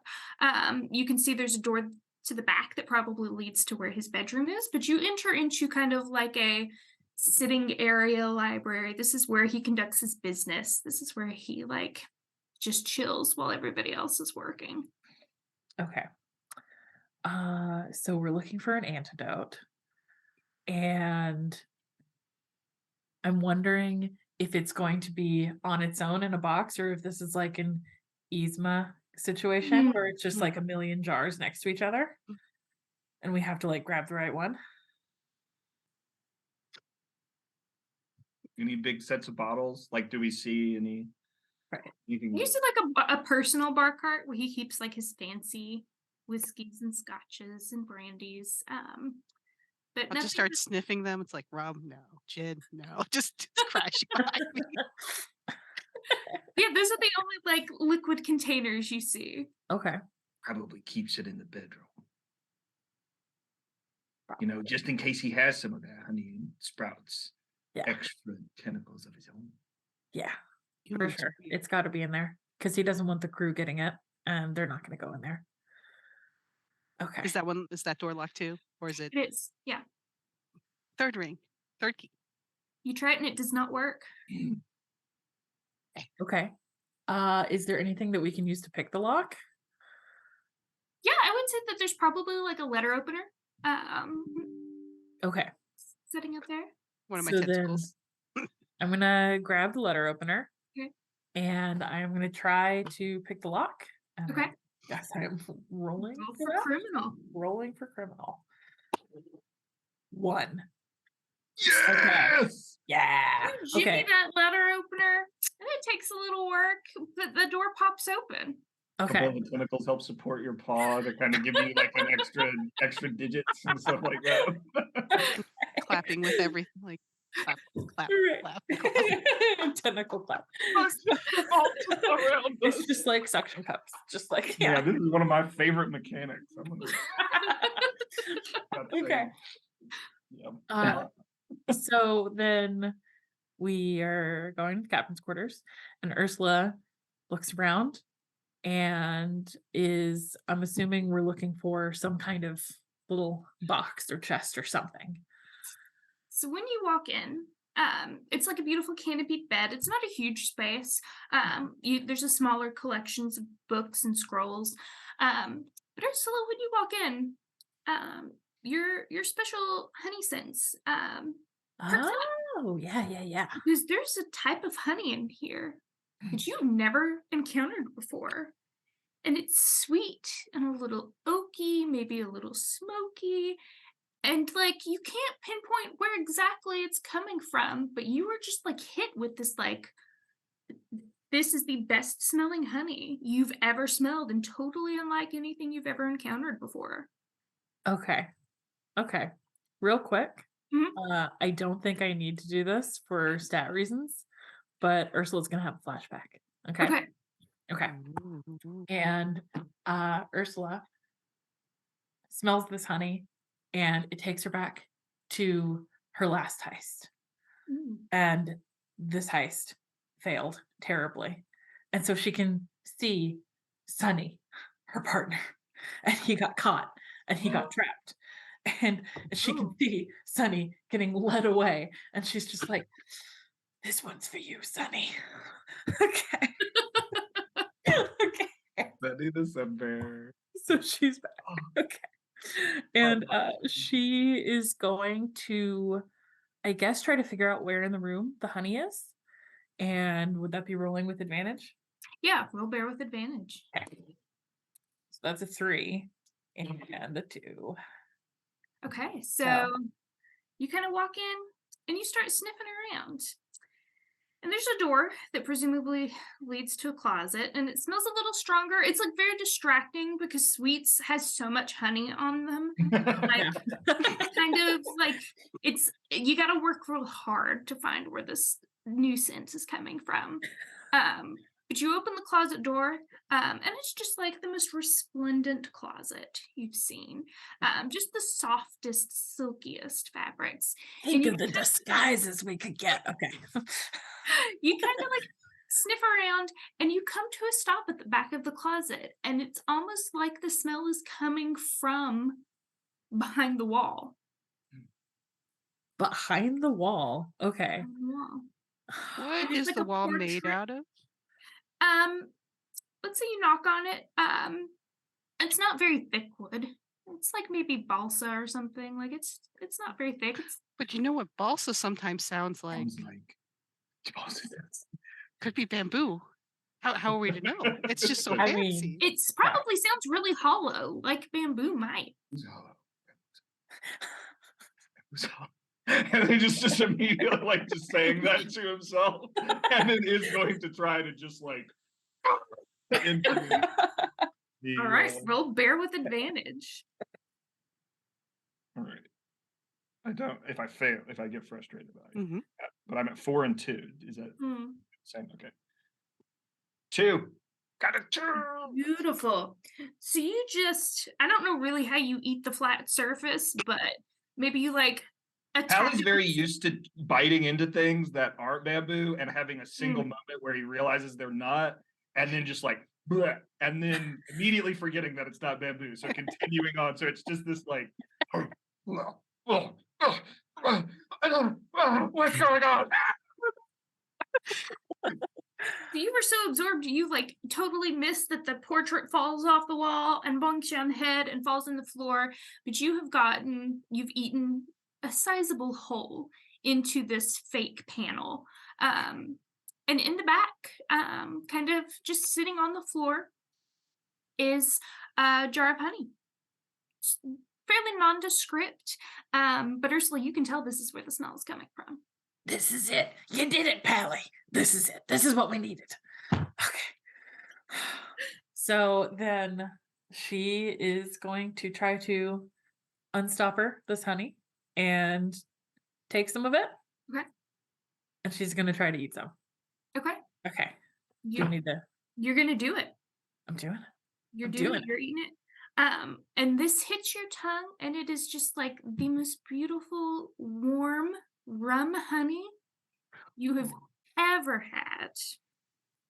You can tell Captain Box maybe sold part of his soul to get the antidote for this and got to choose what flavor his honey was. So this is like honey. rum honey. And so as you eat it, the warmth just kind of floods over you and your tentacles start to retract. And within just a couple of seconds, you're filled with like warmth, but it's good warmth, and all of your tentacles have disappeared. I like Hallie will take that, a drop and put it on a little bit of the remainder of the door or the wall, and then kind of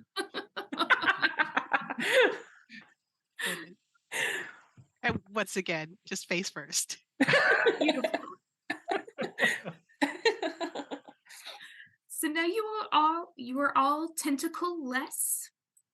There was not a huge stock. I mean, the captain wants limited reserves because then he can use it as a threat. But I remember that Pally had the treasure chest that the tentacle honey came in, and underneath that velvet is like just more jars of the cursed honey. So you all are in the pirate's quarters, hiding in his closet. At this point, you can probably assume that the captain has gotten a good amount of the humans back on board. But he only has 2 pirates left. And you all are on board with all the cursed honey. Okay. Hallie's going to grab the antidote honey and look at the cursed honey. Do they look different? Yes. Or are they opaque at all? Okay, so they look The different. squid ink honey is very black. Oh, that makes sense.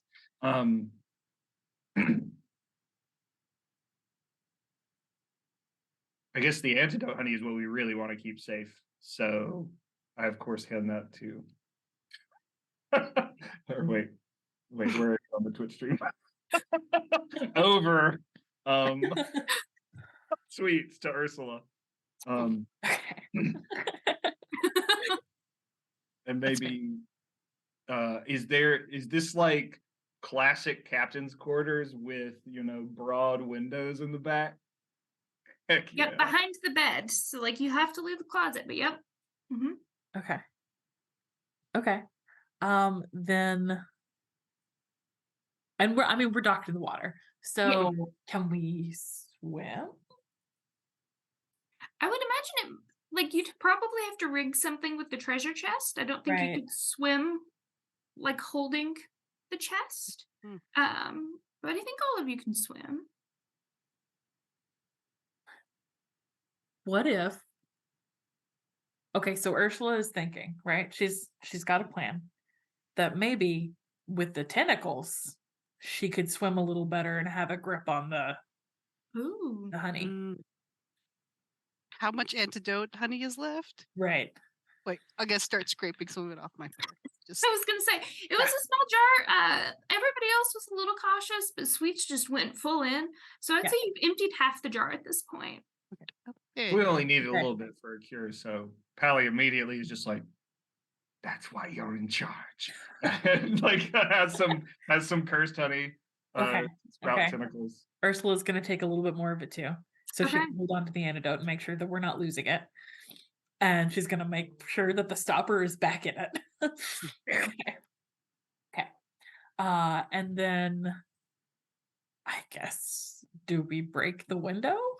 Or did the window open? Let's blow this honey stand, and like, No, I do a cannonball, like you could chuck me through the window, like Yes. how about? I mean, what if we just huck? I mean, the chest. Oh yeah, we that makes more feel the sense. chest a little bit, right? We'll just Uh, huck the chest through, and we can follow it, right? oh, okay. Is that a bear thing to do though? To throw a chest? You are gonna have to break these windows. I mean, it's the Okay. captain's quarters with rough seas. He doesn't want like delicate glass. Right. Okay. Alternatively, my thief skills are coming in before, like competence first, but theory second. Can I look at these windows and reverse the, like, if I was on the outside, like, okay, I know how I would break in, but I feel like I could also figure out how to break out just as easy using the same kind of criminally mind. Sure. Roll Okay. for criminal. Oh no. I can't break out of things. I got 6 and a 5. So you look at it and you like poke maybe this windowsill, tap the glass, and you look back and I'm like, got nothing. Okay.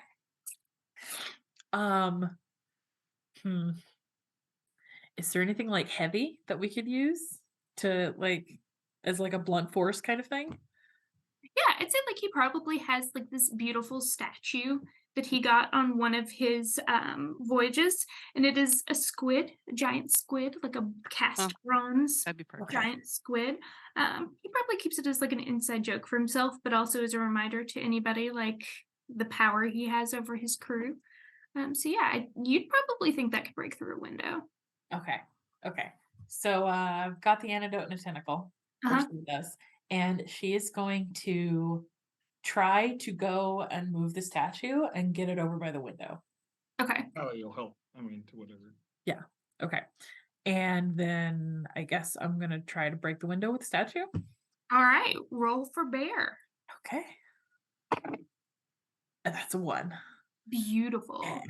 That So squid goes through that window just beautifully. Tiny shards. It's almost like safety glass, and it just takes out the entire panel. nice. Okay. So then yeah, now that Ursula is all tentacly, she's ready to be back in the sea.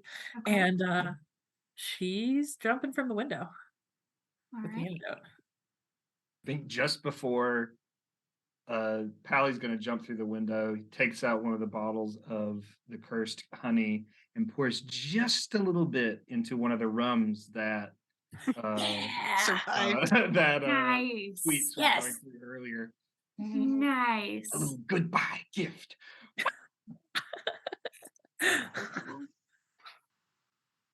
This image of 3 cursed bears just clearing the back of the What if we're doing like freeze frame out of the broken window? Swimming into the night. Yeah. Yeah. All right.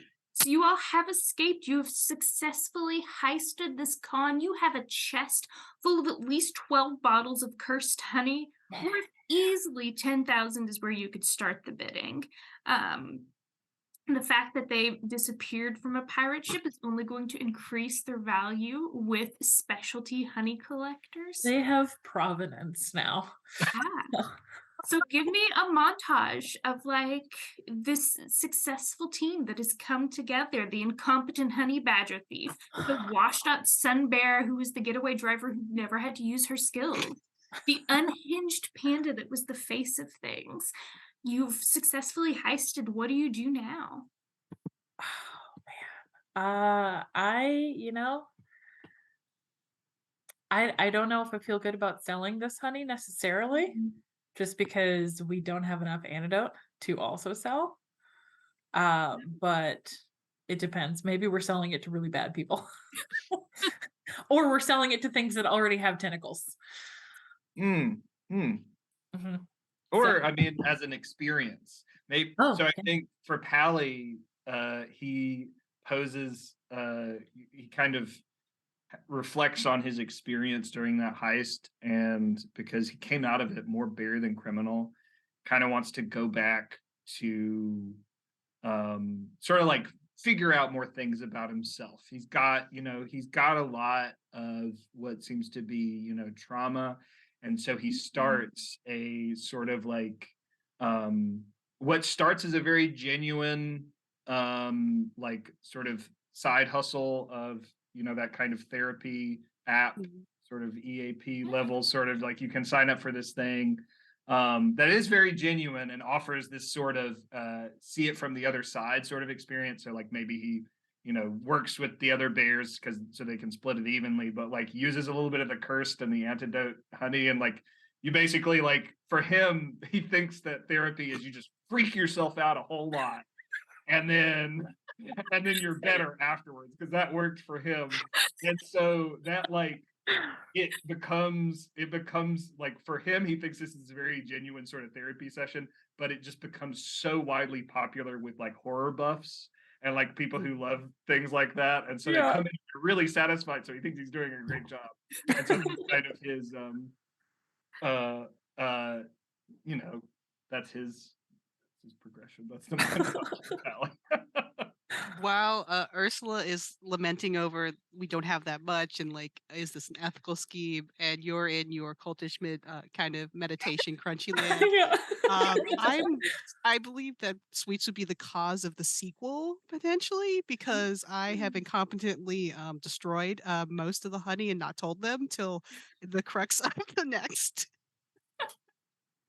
heist. And so just kind of oops, and then crash and fade to black. Oh. No. Okay. And just to wrap up the movie experience this has been, I think Captain Box, named after one of the most deadly marine animals, has come back on board. He can't salvage things. He gets back on and he sees that his antidote is gone. He like immediately saw the doors to his quarters open and was like, I give up. So he shoves off the ramp and he sails off. He's like, the cops are going to be here soon. This has not worked. I'm out. And so he sails around. He recruits some more pirates to join his crew. And so finally, it's been about a week and the ship is back in order. And he sits back in his armchair and he takes the decanter that his favorite rum is in. And he pours himself a glass. And he's just so excited. Like he's evaded the police. Like he lost the antidote, but he knows where to go get more. He just has to sell a little bit more of his soul to do so. And he takes a sip of the rum and just tentacles everywhere. He's like those damn bears. Here we go. I wish I had like the Pirates of the Caribbean music queued up. Right. Technically, I think Twitch will get angry for That that. was so much fun. Yeah, that was really great. Oh, that was great. That was great. Thank you so much, everyone, for coming and joining us. We have a little bit more time with Amber still left. So, initial thoughts on the gameplay mechanics or like how it might work in a library? I really enjoyed this, and I can see it working well with my group, but I will say that they are already very chaotic. And I can see this lending itself to more chaos. Yeah, it really does. Like, it is meant to fall apart. Like you're not, I mean, that's the joke. Yeah. The joke is that like, you know, there's no optimization for a game where you're just randomly rolling a character and you are a bear trying to be a person. Right. And it's interesting with the two stats, like I'm trying to balance them and what I want to do, but it's not like criminal helps me become less unhinged as a character. It's just like, here's more nonsense stats by Mhm. Yeah.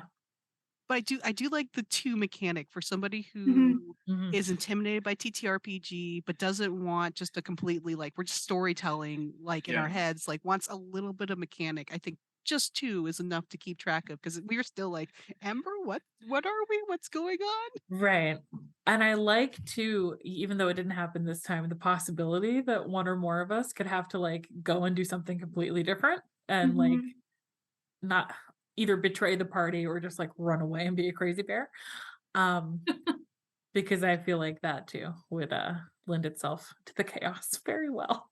I really like speaking of chaos, the genre that we're playing in, like heist movies have a level of chaos that's delightful to kind of hang out in. So Mhm. having both the theme and mechanic suit each other really well. Yeah. But then also, Amber, your storytelling, where I was like, the story's not done when you do the objective. Like a good heist movie, Yeah, that it's was like, great. there's So other great. stuff. That was that twist, you know, that again, that sort of also the mechanic of the flashbacks. I really appreciated Molly Yeah, I that like you that were just too. like, I want to do a flashback, but I don't want to make it mechanical. And I was just like, hell yeah, like that. Like you could just play this game and not roll any dice, not do Yeah. anything. Yeah. But you have this great structure of starting a story Mhm. with like, you know, berries you want honey. And then just the amount of variety just trips me out. You know, even though it's HoneyCon every time, like I did not expect any of this. Right. Not at all.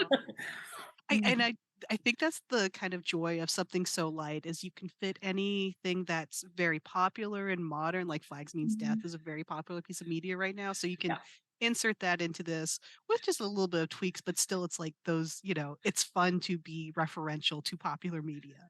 Right. Yeah. As I like being somebody a bear with who the Oh, go ahead. I was somebody who's new to like running a game, but also like when I tried to hold some TTRPG events for International Games Month, a lot of the students had never played them before. So like at least with this game, I did try to run it. I did run it virtually with limited success.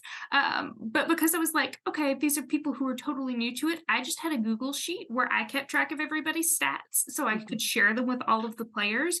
But because the stats are just like, you just got 2 plus your human believability score, it was really easy. So I really love this as like an intro to all of TTRPGs. Like For sure. you got 2 stats, you got 1 or 2 dice, and that's all you need.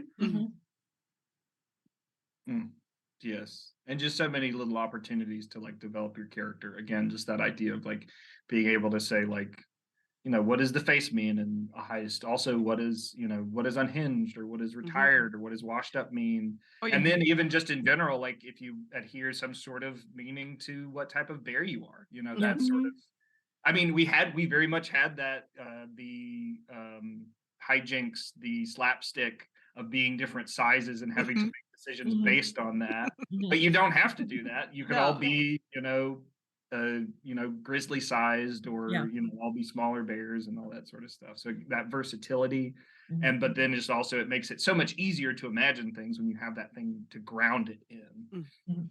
I like that the stats aren't always like so if you think about kind of the classic adventuring party, it's all kind of competent people. There's a ranger, there's a thief, they all fit roles, and we do have roles, but there also is things that lend themselves to failure and fun with failure. Like I'm incompetent, you're unhinged, like you are washed up. What does that mean, and how do we incorporate failure into play?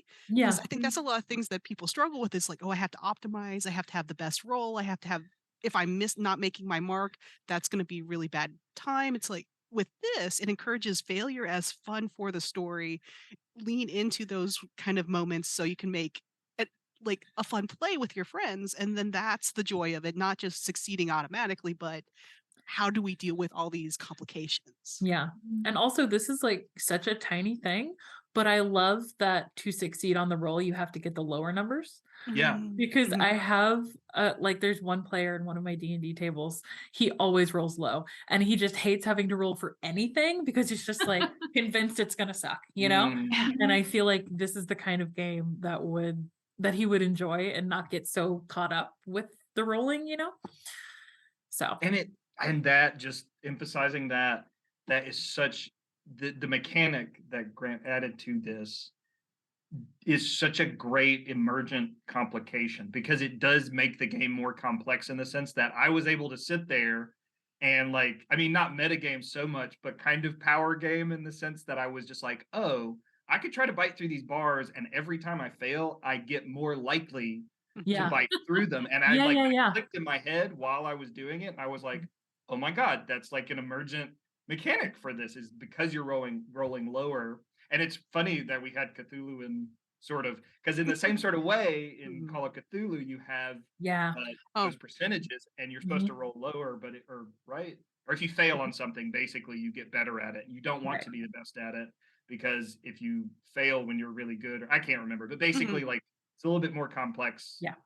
But yeah, that sort of emergent mechanic. And the ability to go back, because usually with stats, it's like you just increase and it goes up and you get more stuff.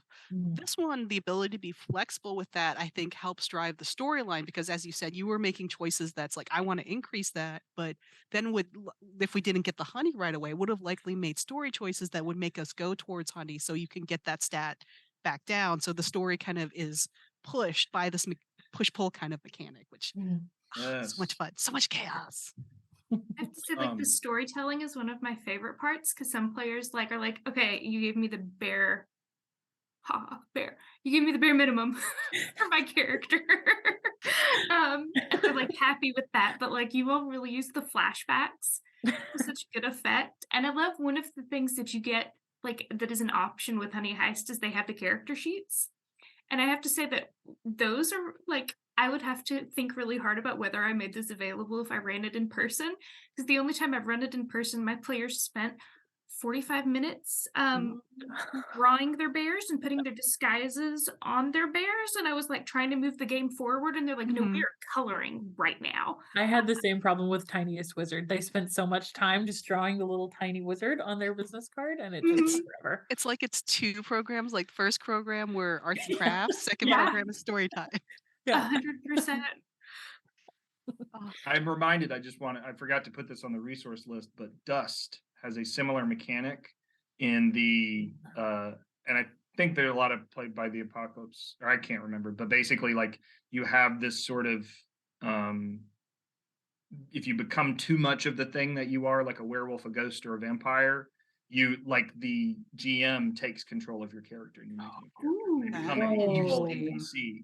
And so like this makes me think of that in terms of just like when you go feral or when you go full criminal, it's kind of just like that character still exists, but you get to just kind of you get to tie them up, like tie up their story in a more sort of discreet way. Oh, that's really cool. They played that on Adventure Zone for a little bit, and it was very interesting to see, like, because again, you have to make those decisions, like, do I go further this way or further this way? Right. That's fun. I hadn't thought, like, I've never had a player get like go one way or the other, and I've never thought about what would happen because I assumed that they wouldn't want to take that option. But I like the idea that like the bear master takes control of your bear. You might get it back, you might not. One note for the game master, I think, and this is the end is kind of just like, and you reach a natural conclusion. But what I love that you did, Amber, is that you gave us an epilogue cinematic moment at the end where it's like, just decide your fate. Let's wrap this up nicely and like figure some stuff out. You obviously have succeeded, but how do you want it to end? And I was like, oh, I love that. I love that so very much. You gotta have the good heist, like we're all around the Bellagio fountains. Yeah. And I did put in the chat resource guide, which has some things like kind of classic heist movies and classic heist books and some exciting resources because there's a lot of different TTRPGs that really like this the heist genre that have more crunchy stuff like Blades in the Dark. Is a lot more complicated, but it also uses flashbacks, which I think is a really interesting, like, it makes sense for heist to have flashbacks because it's so classic for it. And it's such a fun TTRPG mechanic. Yeah. Great stuff. Excellent. And I don't see any chatter in the chat. Um, if there's any final thoughts, or are we all exhausted and delighted? That was good. Oh, yes, that's the perfect way That to was put it. wonderful. This is the best way to start my Friday morning, For y'all. sure. Thanks really is. again, Amber, for running. Yeah, That was Amber's great. over in Pacific time, so she woke up and she's like, "We're gonna play right now." It's bear time. It is bear It time. was bear time, yeah. A delight. Well, thank you all so much. Thank you, Amber, for GMing, Molly and Russell for coming in and playing with us. This has been Low Stress High Mayhem, and that's it for GameRT. Take care.